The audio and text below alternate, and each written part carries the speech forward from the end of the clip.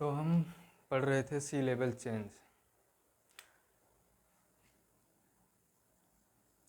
और सी level change में हमने एक क्लास कंप्लीट की है जिसमें हमने बात किया था कि सी लेवल चेंज होता क्या है, समुद्र तल परिवर्तन क्या है और किन कारणों से हो रहा है।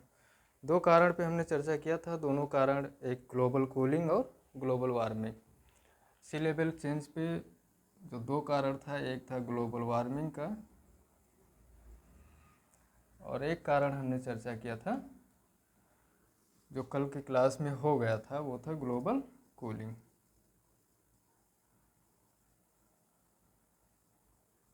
ठीक है, ग्लोबल कूलिंग यानी पार्थिव शीतलन।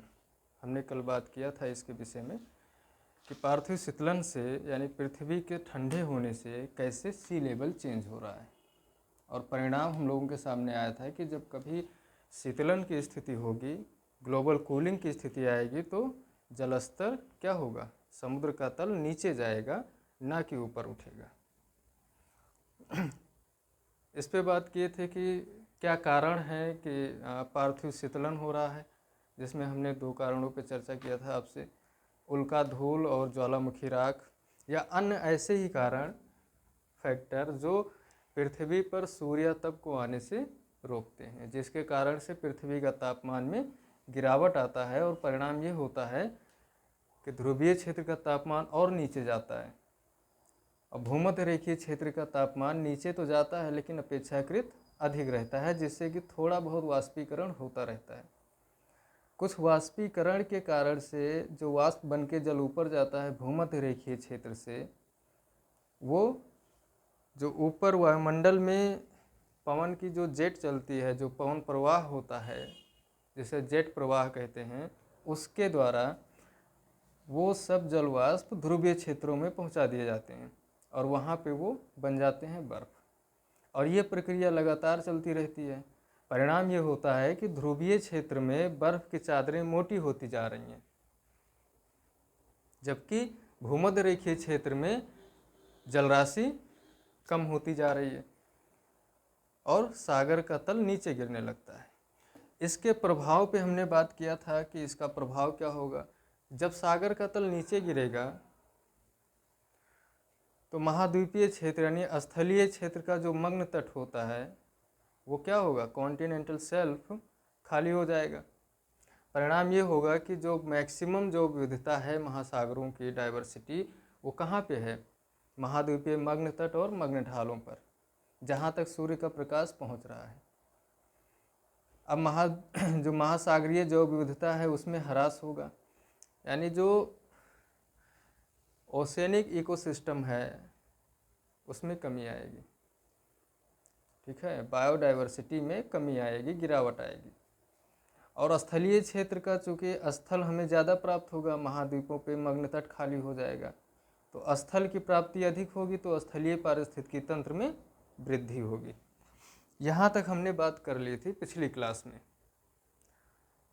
हमने एक क्वेश्चन लास्ट में छोड़ा था कि क्या ग्लोबल कूलिंग अगर इतनी भयावह स्थिति है कि दोनों ध्रुवीय क्षेत्रों में दोनों ध्रुवों से हिमानीकरण शुरू होता है और भूमध्य रेखा तक आता है, तो क्या कभी ऐसा हुआ है। इसी पे हमने क्लास समाप्त किया था पिछली क्लास कि क्या हिमानीकरण कभी हुआ है। तो आज हम यहीं से शुरुआत करते हैं हिमानीकरण से। तो जवाब है कि हाँ, हिमानीकरण हुआ है, पृथ्वी पर हिमानीकरण हुआ है।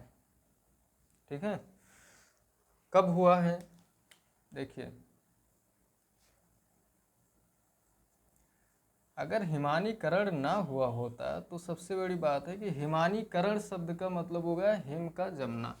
ठीक है, हिम या बर्फ का जमना। अगर आज बर्फ पिघल रही है, आज ग्लेशियर पिघल रहे हैं, तो इसका अर्थ ये है कि कभी वो ग्लेशियर बने थे।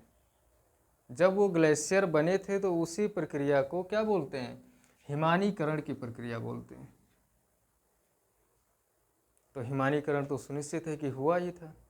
लेकिन कितने प्रोसेस में हुआ था, कितने चरण है उसके, हम इसी पे बात करेंगे। ठीक है, दो काल लिए जाते हैं हिमानीकरण के। एक काल तो है कार्बोनिफेरस काल। कार्बोनिफेरस काल, इसके साक्ष्य मिलते हैं कहीं कहीं। ठीक है, इसके साक्ष्य मिलते हैं। कार्बोनिफेरस काल के साक्ष्य जो मिलते हैं वो भारत का जो दक्कन पठार है, नर्मदा नदी के आसपास के क्षेत्रों में बड़े बड़े बोल्डर के रूप में प्राप्त होते हैं, जो कार्बोनिफेरस काल में जो हिमानीकरण हुआ था उसके साक्ष्य हैं। इस काल में एक हिमानीकरण हुआ और फिर उसका हिमानीकरण हुआ। ठीक है, हिमानीकरण जब भी होगा यानी ग्लेशिएशन जब भी होगा तो उसका डीग्लेशिएशन होना तय है। हिमानीकरण ग्लोबल कूलिंग का परिणाम है और डीग्लेशिएशन यानी हिमानीकरण ग्लोबल वार्मिंग का परिणाम है। ठीक है, तो आज जो हो रहा है ग्लोबल वार्मिंग वो क्या है? हिमानीकरण है यानी डीग्लेशिएशन है। अभी समझते हैं कैसे है। हिमानीकरण हुआ तो इसी के बाद में, इसी काल में फिर क्या हुआ? हिमानीकरण हुआ।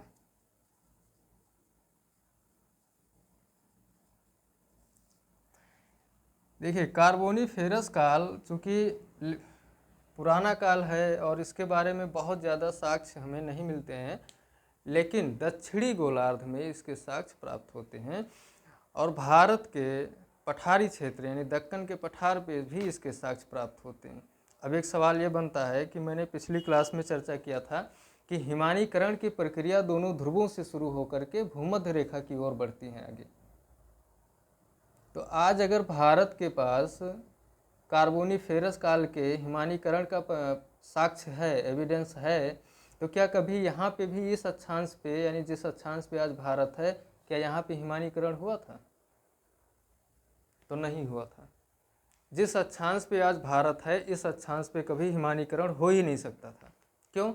क्योंकि भारत उष्ण और उपोष्ण कटिबंध में है, यानी निम्न अक्षांश में है, और निम्न अक्षांशों पे तापमान मिनिमम होते हुए भी इतना कम नहीं होगा कि यहाँ पे हिमानीकरण की प्रक्रिया हो सके। इसका मतलब ये हुआ कि भारत ही कभी उस क्षेत्र में रहा होगा जहाँ पे हिमानीकरण हुआ था, यानी भारत उस क्षेत्र से आया है जहाँ पे पहले हिमानीकरण हुआ था और हिमानीकरण का साक्ष्य भारत के पास मौजूद है। तो भौगोलिक इतिहास ये बताते हैं कि भारत की जो भौगोलिक स्थिति है वो ये है कि अफ्रीका महाद्वीप का हिस्सा है। और एक सवाल भी बनता है कि भारत भौगोलिक दृष्टि से और भौगोलिक दृष्टि से, भौगोलिक दृष्टि से भारत अफ्रीका महाद्वीप का हिस्सा है और भौगोलिक दृष्टि से भारत एशिया महाद्वीप का हिस्सा है। यानी भौगर्भिक का मतलब हो गया कि वो गर्भ से जहाँ से भारत का जन्म हुआ वो अफ्रीका महाद्वीप है, दक्षिणी गोलार्ध। और भौगोलिक दृष्टि से जहाँ भारत वर्तमान में पहुँचा है तो वो एशिया महाद्वीप है।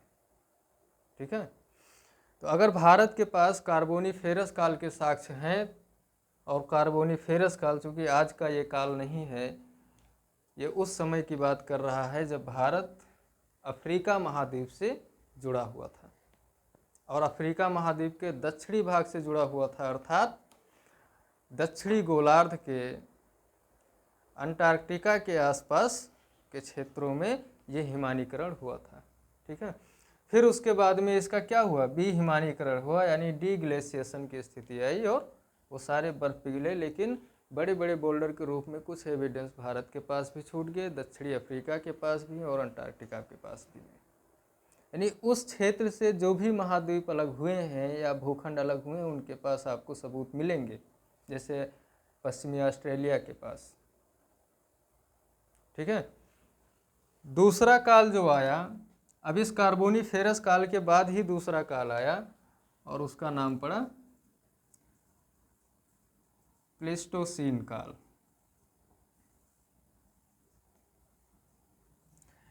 इसे ही महाहिमयुग का काल कहते हैं। एग्जाम में कभी कभी ये शब्द लिख कर आ भी जाता है कि निम्नलिखित में से कौन सा महाहिम युग का काल रहा है, महाहिम युग है।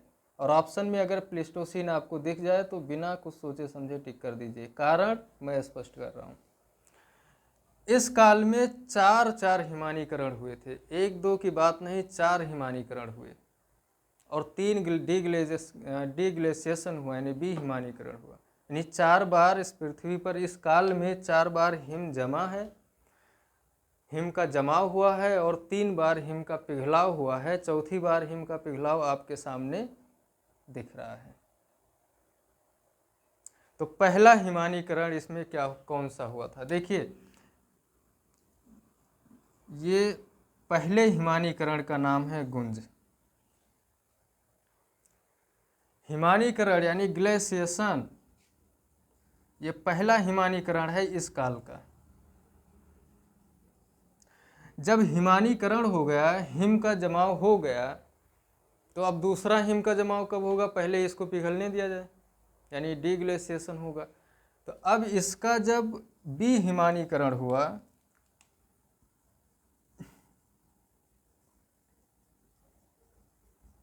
बी हिमानीकरण, डीग्लेशिएशन, तो उसके बाद में फिर हिमानीकरण की प्रक्रिया शुरू हुई, और दूसरी हिमानीकरण की प्रक्रिया मिंडल है। मिंडल ये हिमानीकरण है।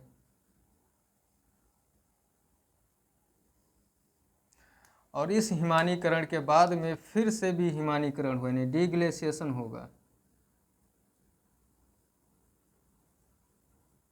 बी हिमानीकरण। ठीक है।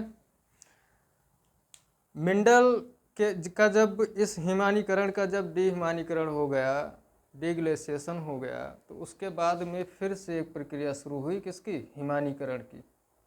और रिज नाम का हिमानीकरण हुआ, जिसे भूगोल के इतिहास में या भौगोलिक इतिहास में क्या नाम दिया जाता है? रिज।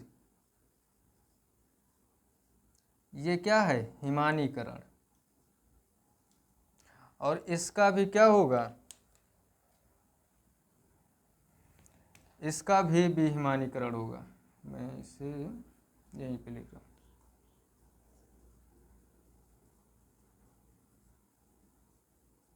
ठीक है। ये 3 हिमानीकरण हुए और तीनों का भी हिमानीकरण हुआ, यानी 3 बार बर्फ का जमाव हुआ, प्रक्रिया वही है, और 3 बार बर्फ का पिघलाव हुआ। चौथी बार जो बर्फ का जमाव हुआ उसका नाम है उर्म हिमानीकरण। इस उर्म हिमानीकरण का परिणाम आज डीग्लेशिएशन के रूप में आपके सामने है, ग्लोबल वार्मिंग। ठीक है। तो ये 4 हिमानीकरण हुए हैं किस काल में? प्लेस्टोसीन काल में। प्लेस्टोसीन काल में 4 हिमानीकरण हुए हैं और 3 बी हिमानीकरण हुआ है। तो कभी एग्जाम में क्वेश्चंस ये आ सकता है कि जो अभी आज वर्तमान में जो ग्लोबल वार्मिंग के थ्रू जो डीग्लेशिएशन हो रहा है, ये किस हिमानीकरण का परिणाम है? तो ये चौथा यानी सबसे लेटेस्ट उर्म का है। उर्म का डीग्लेशिएशन हो रहा है।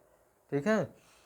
कभी इनको सेट में लगाने के लिए भी आता है, जैसे क्वेश्चन पूछ ले कि निम्नलिखित कथनों को अवरोही क्रम या आरोही क्रम, असेंडिंग डिसेंडिंग ऑर्डर में करने के लिए ये क्वेश्चंस आ सकता है। ये चारों हिमानीकरण का नाम दे करके पूछ सकता है कि इनको क्रम से लगाइए। तो पहले कौन सा हुआ? गुंज, दूसरे नंबर पर मिंडल, तीसरे नंबर पे रिज और चौथे नंबर पे उर्म है।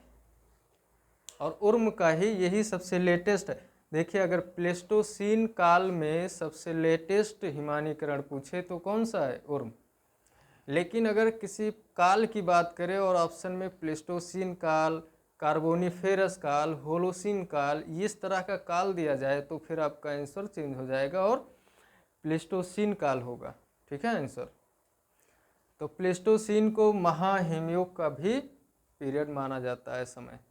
क्यों? क्योंकि इस समय 4 हिमानीकरण हुए थे। कार्बोनिफेरस काल में भी संभव है कि इससे पहले हिमानीकरण हुआ हो, ग्लेशिएशन हुआ हो, डीग्लेशिएशन हुआ हो, लेकिन हमें जब तक साक्ष्य नहीं मिल रहे हैं तब तक हम इस बात की पुष्टि नहीं करेंगे। इन चारों हिमानीकरण का साक्ष्य हमें मिलते हैं उत्तरी गोलार्ध में, कनाडा के आसपास या आर्कटिक जो वृत्त है उसके आसपास इसके साक्ष्य मिलते हैं। इसमें भी सबसे ज़्यादा मजबूती से और कहते हैं ना कि एक सही और सटीक सबूत एविडेंस हमें कनाडा के उत्तरी भाग से मिलते हैं। अब कनाडा का मानचित्र देखेंगे तो बहुत सारा कटा फटा इतने सारे द्वीप हैं, वो सब कटे फिटे जो हैं ना, उन्हीं में से इस हिमानीकरण के साक्ष्य प्राप्त होते हैं। वहाँ पे चारों हिमानीकरण के साक्ष्य मिले हैं। सवाल बनता है कि उत्तरी गोलार्ध में ही क्यों, दक्षिणी गोलार्ध में क्यों नहीं? तो दक्षिणी गोलार्ध में अब देखिए, कार्बोनिफेरस काल में स्थलों में इतना बंटवारा नहीं हुआ था। जैसे भारत ही अफ्रीका से जुड़ा था, ऑस्ट्रेलिया ही अफ्रीका के साथ था, लेकिन प्लेस्टोसीन काल में ये सब अलग हो चुके थे। ये लेटेस्ट है प्लेस्टोसीन काल। अगर कभी हिमयुग की बात आए और हिमानीकरण की बात आए तो प्लेस्टोसीन काल सबसे लेटेस्ट काल है हिमानीकरण का। ये काल उस समय का है जब भारत एशिया से जुड़ चुका था, ऑस्ट्रेलिया अपने मूल स्थान पे जहाँ आज है ऑस्ट्रेलिया वहाँ पहुँच चुका था। ये सब अलग हो चुके थे, और अलग होने के बाद अब मैप उठाकर आप देखिए तो बताइए कि स्थल भाग कहाँ है, और हमें साक्ष्य स्थलों से ही तो प्राप्त होने हैं। तो जब दक्षिणी गोलार्ध में स्थल ही नहीं है तो हमें साक्ष्य कहाँ से प्राप्त होंगे, और हिमानीकरण किसका होगा? यही वजह है कि उत्तरी गोलार्ध से हमको इस हिमानीकरण के साक्ष्य प्राप्त होते हैं, इन चारों के। ठीक है, तो ये चारों हिमानीकरण आप क्रम से लिख लीजिए। एग्जाम में ये बहुत इंपॉर्टेंट है, आया भी है अलग अलग एग्जामों में, बहुत इंपॉर्टेंट है ये चार के चारों हिमानीकरण। इसको आप किसी भी हालत में हमेशा याद रखिएगा। ठीक है, यहाँ से क्वेश्चन बनते हैं और आईएएस, पीसीएस या फिर यूजीसी, नेट, जेआरएफ में क्वेश्चन आ भी चुके हैं, तो इसका आप विशेष ध्यान रखेंगे। इनका क्रम आप जरूर याद रखिएगा, और क्रम को यही अरेंजमेंट के ही प्रश्न इस पे बनेंगे। ठीक है, कुछ किताबें भी ये बात लिखती हैं कि प्लेस्टोसीन काल में जो हिमानीकरण हुआ था उस समय लगभग 5 डिग्री तापमान नीचे गिरा था ग्लोब का, और उस 5 डिग्री तापमान के नीचे गिरने से समुद्र का, भूमध्य रेखीय क्षेत्र का जो समुद्र है उसका जो जलस्तर है वो 120 मीटर नीचे गया था। मतलब आप सोच लीजिए कि लगता है जैसे कि 120 मीटर में आधा समुद्र खाली हो गया था, और यही हुआ था। अब जो किताबें लिखती हैं ये डाटा है, आप ध्यान में रखिएगा। कभी मेंस में आंसर राइटिंग करते समय इस लाइन का इस्तेमाल आप कर सकते हैं कि कुछ डेटा के अनुसार प्लेस्टोसीन युग में 5 डिग्री सेंटीग्रेड तापमान गिरा था ग्लोब का, और उस समय भूमध्य रेखीय क्षेत्र के सागरों का सागर तल लगभग 120 मीटर के नीचे पहुंच गया था। ठीक है,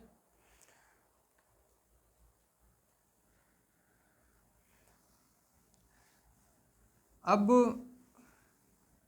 बात आती है कि अगर ये हिमानीकरण हुआ तो इसका प्रभाव मैंने चूँकि कल चर्चा कर लिया था, एक बार फिर से आप सुन लीजिए कि जब सागर का तल इतना नीचे चला जाएगा तो निश्चित रूप से जो सागर की जैव विविधता है, जो पारिस्थितिकी तंत्र है, वो कमज़ोर होगी, और स्थलीय भाग का जो पारिस्थितिकी तंत्र है वो क्या होगा? स्ट्रांग होगा, ज़्यादा स्थल प्राप्त होंगे। ठीक है, बहुत ज़्यादा स्थल प्राप्त होंगे, कम नहीं है। आप देखेंगे कि महासागरों का 13% भाग मग्न तट और मग्न ढाल में है, और ये दोनों तट खाली हो जाएंगे उस समय। तो अब हम दूसरे कारक पे चर्चा करते हैं। हाँ, कभी कभी एक सवाल ये बनता है सागर तल को लेकर के, अब अभी याद आ गया मुझे, तो ध्यान में रखिएगा। सवाल ये बनता है कि क्या कभी सभी सागरों या समुद्रों का जो सागर तल है, जो उसका तल है या आधार तल है, एक समान होता है? तो ऐसा नहीं है। अलग अलग सागरों का जो सागर तल है वो अलग अलग होता है। बहुत ज़्यादा वेरिएशन नहीं मिलता है, लेकिन कुछ अंतर ज़रूर मिलता है। जैसे अरब सागर और बंगाल की खाड़ी का सागर तल, इन दोनों में फ़र्क है। बंगाल की खाड़ी का जो तल है, जलस्तर है, वो अरब सागर से 30 सेंटीमीटर लगभग ऊंचा है। कभी आंसर राइटिंग में शॉर्ट क्वेश्चन में ये बड़ा बढ़िया प्रश्न बनाया जा सकता है इस पे कि क्या कारण है कि अरब सागर का सागर तल बंगाल की खाड़ी इसकी अपेक्षा 30 सेंटीमीटर नीचे है। तो वहाँ आप 2-2 पॉइंट में अगर लिखना चाहेंगे कारणों को तो भी आपका आंसर कंप्लीट हो जाएगा। या फिर प्रीलिम्स एग्ज़ाम में ये स्टेटमेंट ही दे सकता है। प्रीलिम्स एग्ज़ाम का यूपीएससी का एक प्रश्न मेंस का शॉर्ट क्वेश्चंस का आंसर हो सकता है। कारण क्या है कि जो अरब सागर है वो चारों तरफ 3 तरफ से महाद्वीपों से या स्थल भाग से घिरा हुआ है, और वो स्थल भाग कैसे स्थल भाग हैं? शुष्क हैं, मरुस्थली हैं, पठारी हैं, वर्षा भी नहीं होती है, नदियां भी बहुत कम आकर अपना जल लेकर आती हैं, उसमें गिराती हैं। ठीक इसका उल्टा होता है कहाँ? बंगाल की खाड़ी में। बड़ी बड़ी नदियाँ, इंडो चाइना जितनी भी नदियाँ हैं, ये सब क्या करती हैं? अपना जल लेकर आती हैं, बंगाल की खाड़ी में गिराती हैं। इसकी वजह से भी जलस्तर इनका ऊंचा बना रहता है। फिर समर मानसून में ठीक ठाक बारिश भी प्राप्त कर लेता है बंगाल की खाड़ी, इस वजह से भी वहाँ का जलस्तर थोड़ा बहुत बढ़ा रहता है। तो ये 2-3 फैक्टर हैं जो आप एग्ज़ाम में लिख देंगे अगर 4-5 पॉइंट में इसको, तो भी आपके 75 शब्द का एक अच्छा खासा आंसर आपके सामने होगा। ठीक है। बाकी ये आप जानते हैं कि प्लेस्टोसीन युग हिमानीकरण के युग में सबसे लेटेस्ट युग है। अब हम दूसरे कारक पे बात करते हैं कि जो जलस्तर को क्या करता है? चेंज करता है। ठीक है।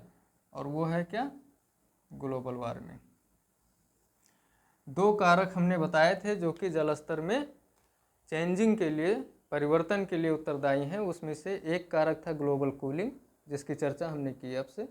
दूसरा कारक क्या है? Global warming. ग्लोबल वार्मिंग में जलस्तर में कैसे चेंजिंग आती है समझ लीजिए।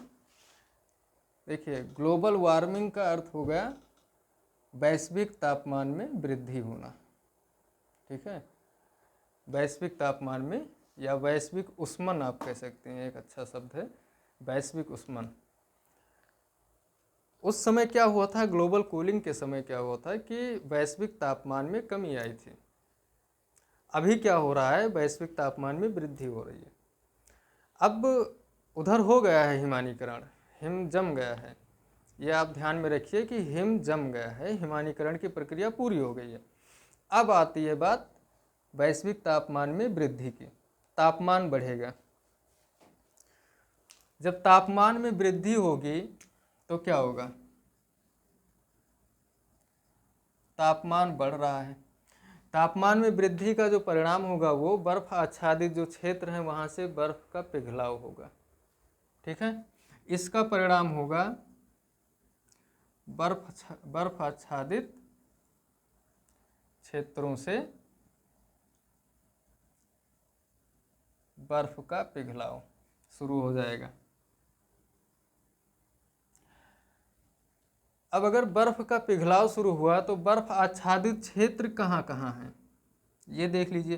पहला तो उत्तरी और दक्षिणी ध्रुवीय क्षेत्रों में है बर्फ आच्छादित क्षेत्र, ये पूरा का पूरा बर्फ जमा हुआ है। तो आप कह सकते हैं उच्च अक्षांश, ऐसा लिखें। पहला तो उच्च अक्षांश, उच्च अक्षांशीय बर्फ, और दूसरा ऊंचे पर्वतों पे भी बर्फ जमा हुई है।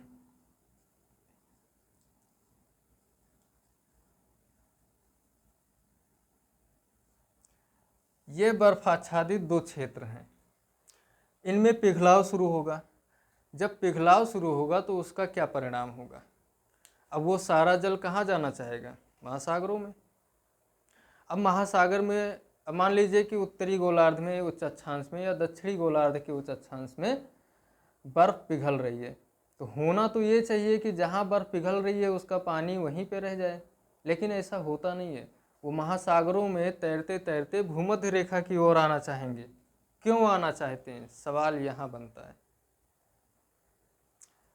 एक बढ़िया सवाल यहाँ बनता है कि हिमानीकरण के दौरान जो बर्फ ध्रुवीय क्षेत्र या उच्च अक्षांशों में जमा हो गई, ग्लोबल वार्मिंग के समय उसी बर्फ के पिघलने से वो बर्फ का पानी उस स्थान को छोड़कर भूमध्य रेखा की ओर आगे बढ़ता है। कारण स्पष्ट कीजिए। तो सिर्फ एक शब्द में कारण है अपकेंद्रीय बल। इसकी चर्चा हमने पहले बहुत अच्छे से किया है आपसे। लेकिन यहाँ आपको बता दें कि अपकेंद्रीय बल क्या होता है, सेंट्रीफ्यूगल फोर्स क्या है, वो पृथ्वी के जो घूर्णन होती है, पृथ्वी की घूर्णन गति है, ठीक है, एक्सिस मूवमेंट है, उसी के कारण ये बल उत्पन्न होता है। जैसे ये पृथ्वी है, ये पृथ्वी जब ऐसे मूव करती है, गति करती है, तो यहाँ पर इसका बाहर की ओर फेंकने वाला एक फोर्स काम करता है। जैसे आप किसी को कोई पदार्थ उठाएं और उसको खूब तेज़ी से चारों तरफ घुमाना शुरू कर दें, परिणाम क्या होगा, एक समय आपको महसूस होगा कि मुझे उस चीज़ को खींचना पड़ रहा है। क्यों? कोई ऐसा फोर्स काम कर रहा है जो उसे बाहर की ओर ढकेल रहा है। तो जो फोर्स उस समय आपको फील होगा, जो बल महसूस होगा, वही है अपकेंद्रीय बल। अब बताइए कि जो ध्रुवों पर बर्फ पिघला, जो पानी बना, वो पानी क्या सोच रहा होगा उस समय कि यहाँ पे तो हम बंधे हुए हैं गुरुत्वाकर्षण बल से। ध्रुवीय क्षेत्र में गुरुत्वाकर्षण बल अधिक होता है उच्च अक्षांशों में, यानी भूमध्य रेखा से उच्च अक्षांशों की ओर जाने पे गुरुत्वाकर्षण बल अधिक होता जाता है। तो वो जल जो है, जो बंधा रहेगा, जो बंधे हुए हैं, उनकी प्रवृत्ति क्या है, उनकी सोच ये है कि किसी भी तरीके से हम इस बंधन से मुक्त हो जाएं। ये सबका नेचर होता है, जल भी यही सोच रहा है। अब वो तलाश करेगा कि पृथ्वी पर कोई ऐसा स्थान है जहाँ पर हम जाएं और इस बल से हम मुक्त हो जाएं, इस बंधन से मुक्त हो जाएं। तभी से सूचना मिलती है कि भूमध्य रेखीय क्षेत्र ऐसा क्षेत्र है जहाँ पे एक अपकेंद्रीय बल कार्य करता है, और उस अपकेंद्रीय बल का काम है चीज़ों को बाहर की ओर फेंकना, बाहर की ओर क्षेपित करना। तो ये सारा जल खुश होकर के किधर चल देगा, भूमध्य रेखा की ओर चल देगा। परिणाम क्या होगा कि भूमध्य रेखीय क्षेत्र का जलस्तर ये बढ़ाना शुरू कर देंगे। अब पर्वतों पर जो बर्फ है वो पिघलेगा तो उसका जल तो नदियों के माध्यम से सागरों में पहुंचना ही पहुंचना है, लेकिन वो जरूरी नहीं है कि भूमध्य रेखा पर ही पहुंचे, कहीं और भी पहुंच सकते हैं, 60 डिग्री अक्षांश पे वो जा सकते हैं। अब जब वो महासागरों में पहुंच गए तो फिर महासागरों में पहुंचने के बाद उनका दिमाग काम करता है कि नहीं, अब भूमध्य रेखा की ओर आगे बढ़ो। और जब ये सारा का सारा जल दोनों गोलार्धों से और ऊंचे पर्वतों से महासागरों में पहुंचते हैं और महासागरों से ये गति करके भूमध्य रेखीय महासागरों या सागरों में पहुंचते हैं, तो वहाँ का जलस्तर क्या होता है, इंक्रीज होता है, बढ़ता है। और परिणाम के तौर पे छोटे छोटे द्वीप बेचारे डूब जाते हैं। समुद्र हमारे तटीय क्षेत्रों पे अतिक्रमण कर लेता है। दरअसल वो हमारा तटीय क्षेत्र नहीं है, कभी वो समुद्र का ही था, लेकिन जब समुद्र का जलस्तर नीचे गया तो उस पर हमने कब्जा कर लिया। अब आज उनका दिन लौटा है, फिर से वो कब्जा कर रहे हैं, तो इसमें क्या बुराई है? वही गलती हमारी है कि हम समुद्रों में अतिक्रमण क्यों कर रहे हैं। हम समुद्री क्षेत्रों को छोड़ कर रखें, कोई समस्या ही नहीं हो। इलाहाबाद में यमुना नदी के तट पे आप देखेंगे कि यमुना नदी तक लोग अपना घर बना लिए हैं, और जब बाढ़ की स्थिति आती है तो वो सब कहाँ दिखाई देते हैं, पुल पर दिखाई देंगे। वो सब भाग भाग कर ऊंचे स्थानों पर आते हैं, घर में उनके 2 मंजिले तक पानी चढ़ता है। भाई आपको जाना ही नहीं चाहिए था, उस नदी के मार्ग में आना ही नहीं चाहिए था। अब आप कहते हो कि बाढ़ के पीड़ित हैं हम। भाई बाढ़ के पीड़ित आप क्यों हो? क्योंकि आपने बाढ़ वाले स्थान पे कब्जा किया है ज़बरदस्ती। वो नदी का क्षेत्र है भाई। जैसा आप चाहते हो कि पूरा बेड चाहिए हमको लेटने के लिए, वैसे नदियाँ भी चाहती हैं कि हम खुल के बहना चाहती हैं।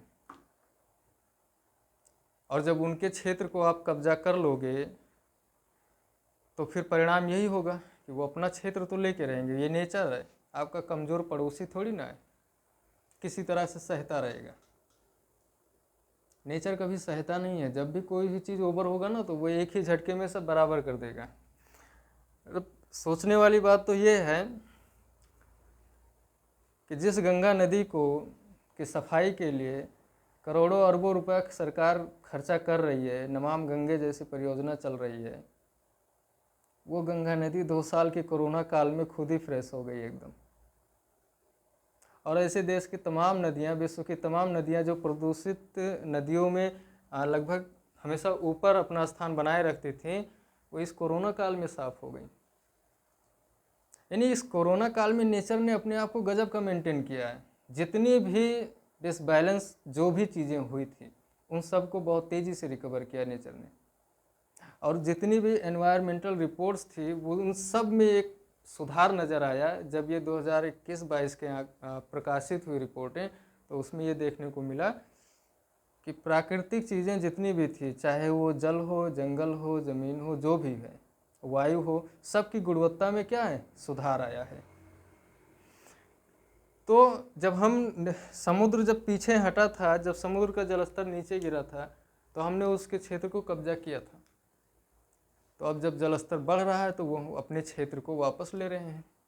ठीक है। उच्च अक्षांशीय क्षेत्रों की या ऊंचे पर्वतों की बर्फ क्या होगी, पिघलेगी। बर्फ पिघलने के बाद क्या होगा,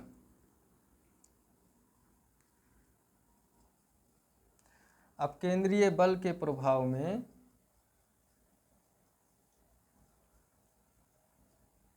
भूमध्य रेखा की ओर आगे बढ़ेंगे।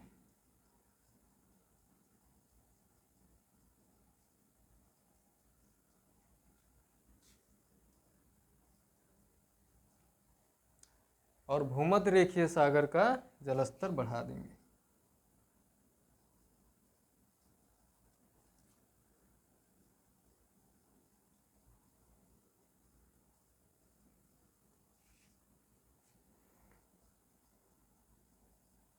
जलस्तर क्या होगा, बढ़ेगा। यही ग्लोबल वार्मिंग है। ठीक है। तो अब से यहाँ पर जो सवाल, मेन सवाल जो बनता है, और स्टेटमेंट में या फिर आप मेंस में भी ये सवाल बन सकता है कि उन कारणों पे आप बात कीजिए। क्या कारण है कि जलस्तर जो बढ़ रहा है सागरों का, वो भूमध्य रेखा क्षेत्र के ही जो द्वीप हैं या सागर हैं उन्हीं में ये समस्या क्यों आ रही है, उसका जलस्तर बढ़ रहा है।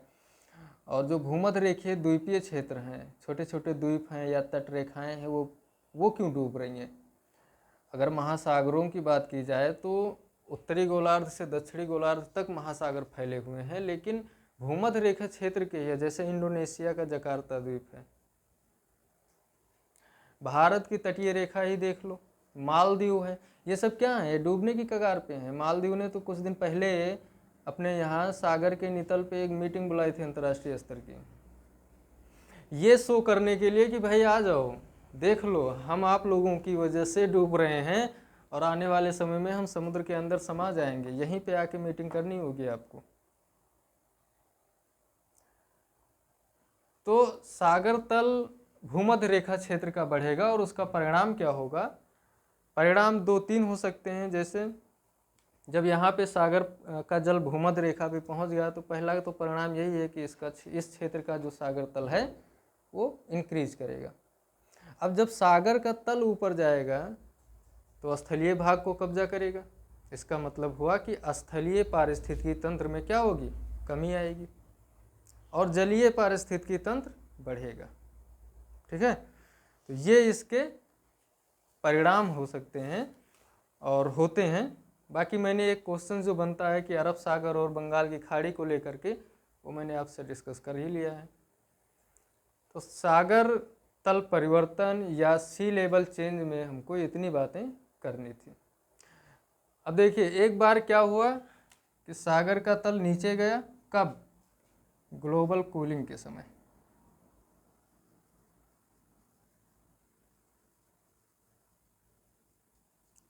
और एक बार क्या हुआ, सागर का तल ऊपर गया, ग्लोबल वार्मिंग के समय।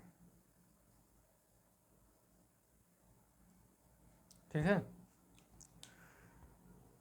देखिए, जितनी बार भी ग्लेशिएशन हुआ है उतनी बार भी डीग्लेशिएशन हुआ है। जब एक बार हिमानीकरण होता है तो फिर वो हिम पिघलता भी है।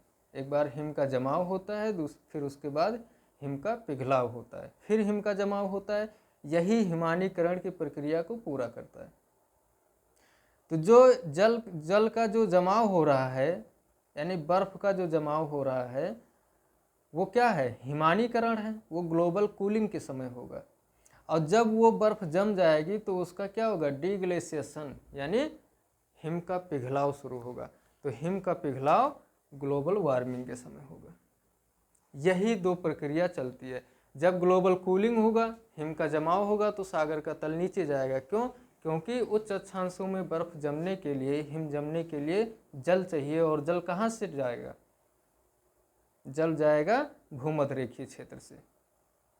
और फिर जब ग्लोबल वार्मिंग होगी तो जहाँ से जल गया है वो अपनी जगह पे आ जाएगा। लेकिन कब आएगा? जब हिम पिघलेगा ना। जो बर्फ बन गया जाके वहाँ पे, जो जल वाष्प वहाँ पहुँचा उच्च अक्षांशों में, और क्या बना? हिम बन गया। वहाँ पे है जरूर, लेकिन वो किसकी अमानत है? भूमध्य रेखीय क्षेत्र की। उसको वापस वहाँ आना है, लेकिन कब? जब उस पिघलेगा तब तो आएगा। भाई जलवाष्प था तो उड़ के पहुँच गया वहाँ तक, लेकिन अब तो वो हिम बन गया है ना, तो अब ना उड़ सकता है ना बह सकता है। जब भी उसको मौका मिला ग्लोबल वार्मिंग में पिघलने के बाद जल बना, तैसे ही वो अपना रास्ता ढूंढ लिया कि भाई मैं भूमध्य रेखा से आया था, भूमध्य रेखीय क्षेत्र से, और मुझको भूमध्य रेखीय क्षेत्र में जाना है, कोई मेरा रास्ता न रोके। जो ऊंचे पर्वतों पर बर्फ जमा था उसने कहा कि मैं उड़ के तो आया था, लेकिन अब बह के जाऊंगा वहाँ तक, और वो वहाँ पहुँचते हैं।